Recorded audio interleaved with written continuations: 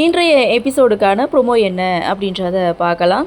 வாசுதேவன் அப்பாத்தா கிட்ட சொன்னது, சும்மதியை வீட்டை விட்டு வெளியில் அனுப்புனாதான் அந்த வீட்டுக்கு என்னால் வரப்போக இருக்க முடியும். அந்த சும்மதி அந்த வீட்டில் இருந்தால் பொண்ணுங்க என்ன தப்பு செஞ்சாலும் அவங்கள்ட்ட ஏதாவது சொல்லி சமாதானப்படுத்திடுவா, அதனால அவங்கள வீட்டை விட்டு வெளியில் அனுப்புங்கன்னு வாசுதேவன் சொன்னதை அப்பாத்தா நினச்சி பார்த்துட்டு ஒரு பிளானை போடுறாங்க. கிச்சனில் நிற்கக்கூடிய சும்மதி கிட்ட பாண்டி டீ கேட்குறாரு. ஏன் தம்பி, நீங்கள் வேலைக்கு எதுவும் போனா என்ன அப்படின்னு சும்மதி ஒரு வார்த்தை சொல்ல அதையே பிடிச்சிக்கிறாரு. என்னை வேலை வெட்டி இல்லாதவனு நீங்கள் என்னை குத்தம் சொல்கிறீங்களா அப்படின்னு சொல்லி ஒரு பெரும் சண்டையே ஏற்படுத்துகிறாரு.